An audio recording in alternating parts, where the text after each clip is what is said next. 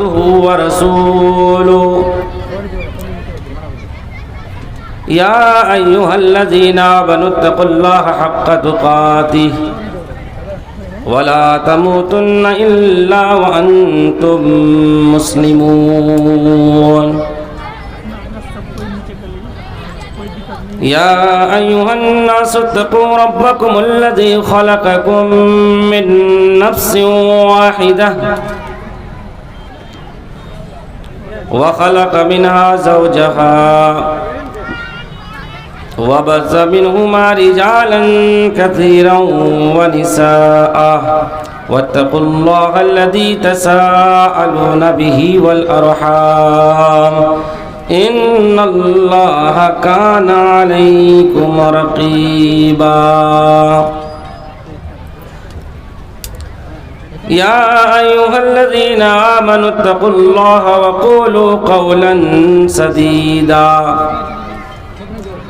يصلح لكم أعمالكم ويغفر لكم ذنوبكم ومن يطع الله ورسوله فقد فاز فوزا عظيما أما بعد فإن خير الحديث كتاب الله وخير الهدي هدي محمد صلى الله عليه وسلم وشر الأمور محدثاتها وكل محدثة بدعة وكل بدعة ضلالة وكل ضلالة في النار.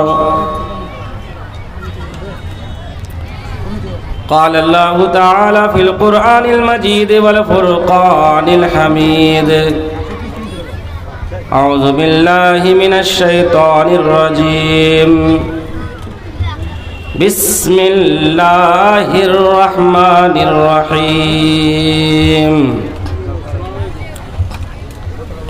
إنما المؤمنون الذين إذا ذكر الله وجلت قلوبهم وَإِذَا تُلِيَتْ عَلَيْهِمْ آيَاتُهُ زَادَتْهُمْ إِيمَانًا وَعَلَى رَبِّهِمْ يَتَوَكَّلُونَ الَّذِينَ يُقِيمُونَ الصَّلَاةَ وَمِمَّا رَزَقْنَاهُمْ يُنْفِقُونَ أولئك هم المؤمنون حقا لهم درجات عند ربهم ومغفرة ورزق کریم. اسٹیج پر جلوہ افروز نہایت ہی موقر علماء اکرام، دور دراز سے آئے ہوئے مہمانان اعظام، دینی و ملی اسلامی بھائیوں، نوجوان ساتھیوں اور پردہ نشین ماؤں اور بہنوں، آج کے اس جلسہ عام میں میں نے جو ٹاپک چنا ہے وہ ہے حقیقی مومن کی پہچان کیا ہے. ایمان کا دعویٰ تو ہم سب کرتے ہیں، ہم مومن ہیں، ہمارا ایمان اللہ کی ذات پر ہے، فرشتوں پر ہے، رسولوں پر ہے، آسمانی کتابوں اور صحیفوں پر ہے، آخرت کے دن پر ہے، جنت اور جہنم پر ہے.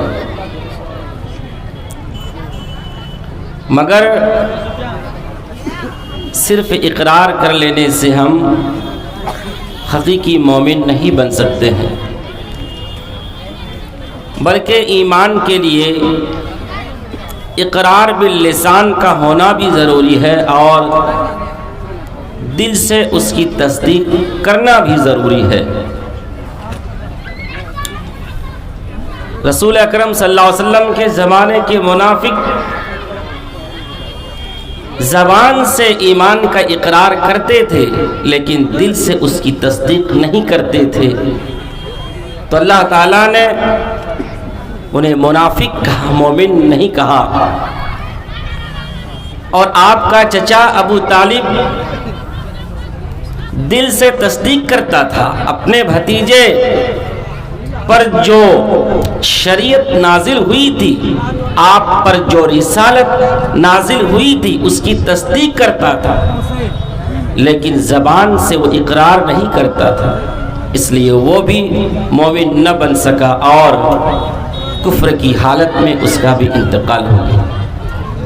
میرے بھائیو و دوستو، اگر ہم اور آپ سماج کے اندر، سوسائٹی کے اندر دیکھیں گے تو آپ کو دو طرح سے مومن دکھلائی دے گے۔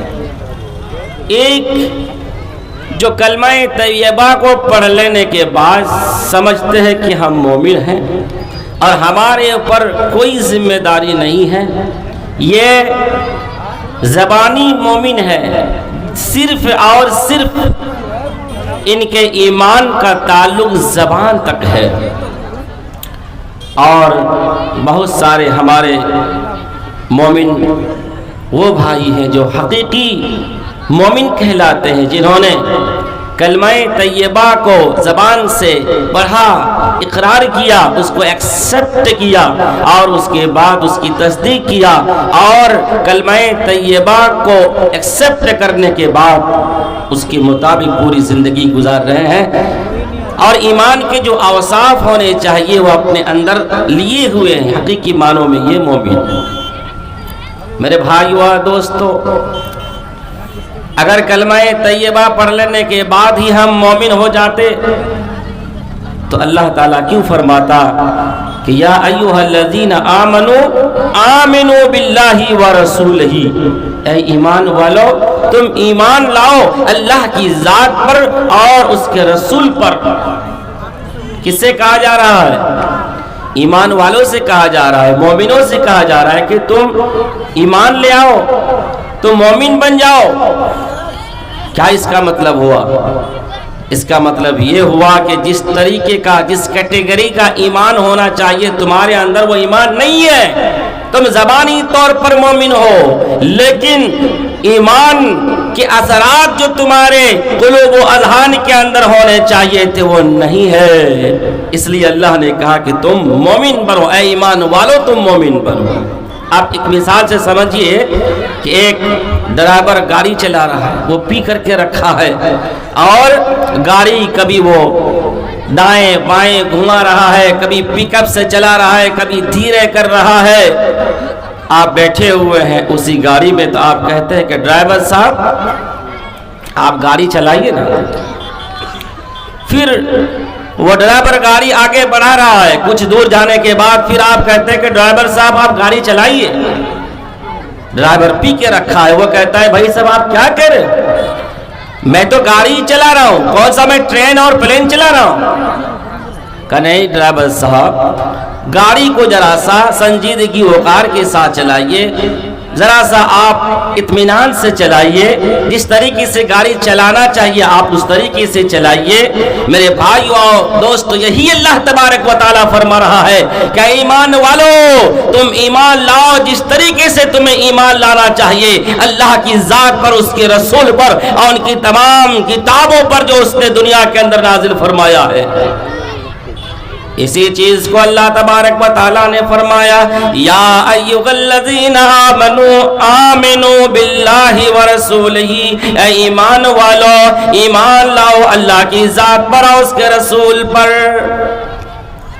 تو پتہ یہ چلا میرے بھائیو اور دوستو کہ ہم جب تک ایمان کو اپنے دل کے اندر جذب نہیں کریں گے اور ایمان کے رنگ میں ہم رنگ نہیں جائیں گے، یعنی ایمان لے آنے کے بعد ایمان ہمارا کان بن جائے، اب ہم کان سے کوئی غلط چیز نہیں سن سکتے، ایمان ہماری آنکھ بن جائے کہ ایمان لانے کے بعد ہماری آنکھ جو ہے غلط چیز کو نہ دیکھے، ایمان لانے کے بعد ہماری عقل بھی ایمان کے رنگ میں رنگ جائے کہ ہم جو سوچیں، جو تصور کریں، جو خیال اپنے دماغ کے اندر لائیں، اپنے دل کے اندر لائیں، اس کے اندر ایمان کی جھلک ہو، غلط چیزوں کے خیالات ہمارے اپنے دل کے اندر ہم نہ لائیں۔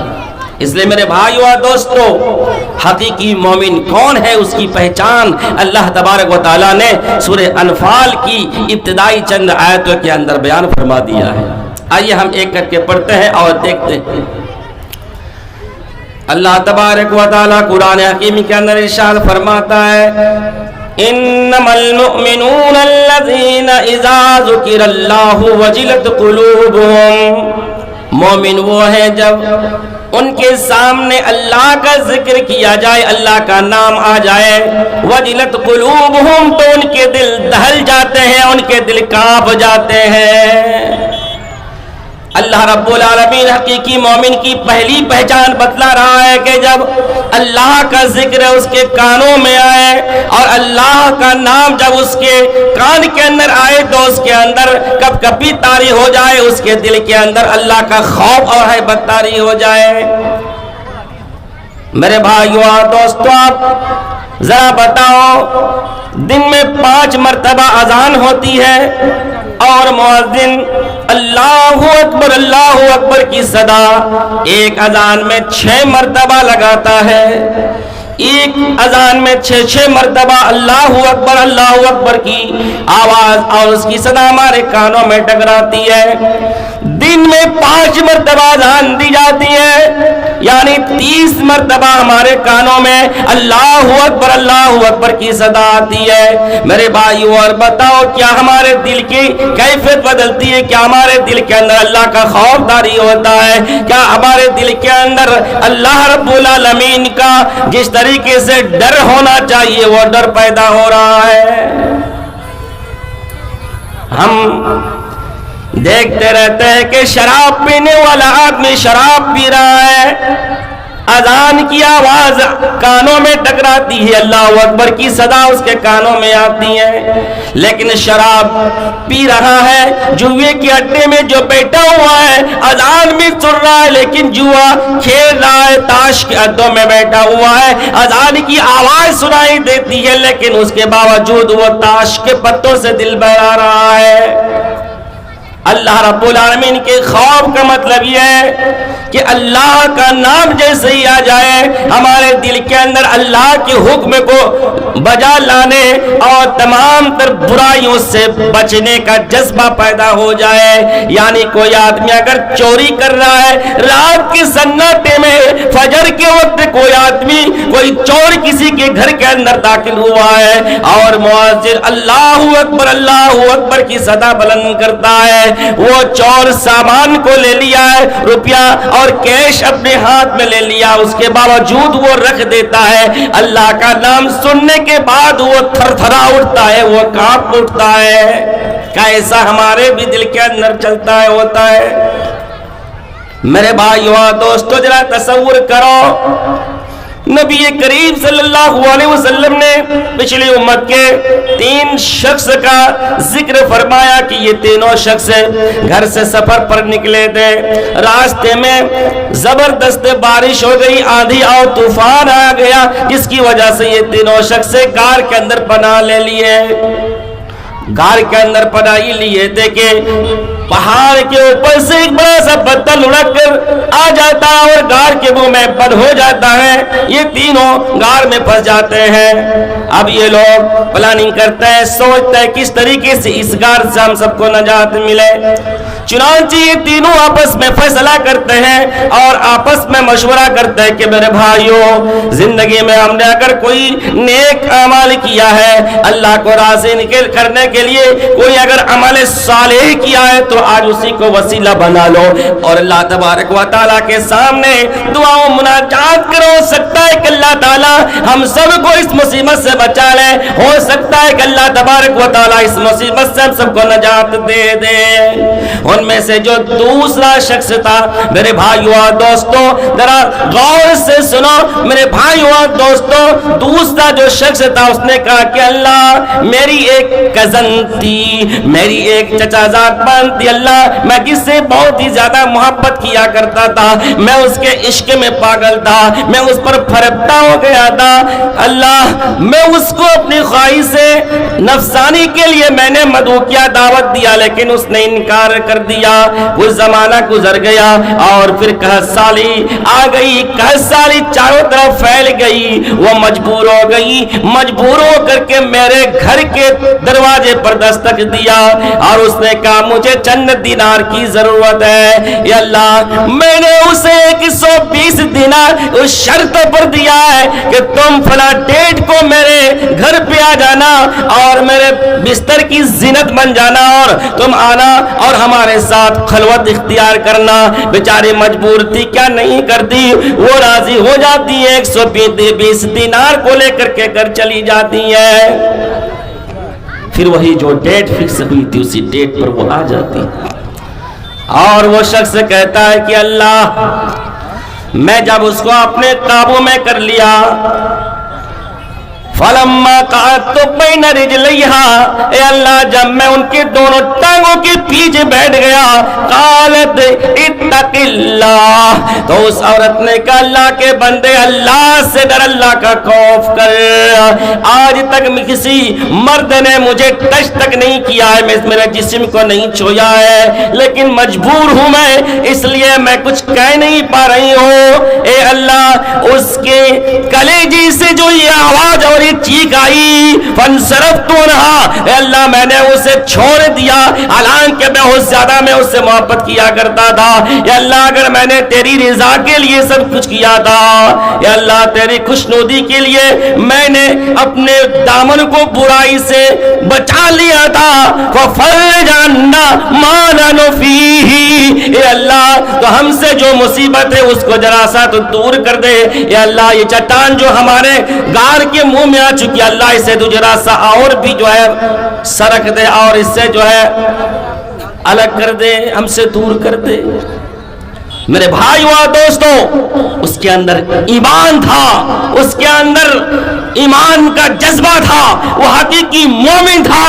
ہم اور آپ کے اندر کیا وہ جذبہ ہے کہ ہم برائی کے قریب ہو کر کے ہم برائی کرنے کی طاقت اور چھمتا ہے، اس کے باوجود ہم اپنے آپ کو برائی سے بچا لیں؟ ہمارے اندر کیا وہ طاقت اور ایمانی حمیت اور غیرت ہے؟ میرے بھائیو اور دوستوں، تو اللہ تعالیٰ نے یہ پہلی صفت بیان کی اور دوسری صفت اللہ تعالیٰ نے بیان کیا ہے وَإِذَا تُلِيَتْ عَلَيْهِمْ آيَاتُهُ زَادَتْهُمْ إِيمَانًا، کہ جب اللہ کی آیتوں کو پڑھ پڑھ کے سنایا جاتا ہے تو وہ آیتیں ان کے ایمان کو زیادہ کر دیتی ہیں، ایمان میں اضافہ کر دیتی ہے. یہ دوسری صفت ہے. تیسری صفت یہ ہے الذین یقیمون الصلاۃ ومما رزقناہم ینفقون.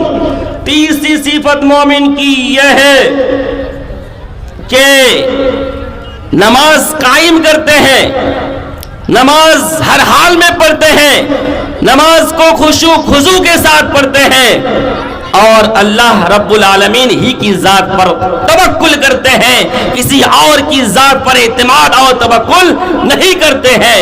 اور پانچویں صفت یہ ہے الذین ينفقون مما رزقناهم ينفقون، ہم نے جو انہیں رزق عطا کیا ہے وہ اللہ کے راستے میں خرچ بھی کرتے ہیں.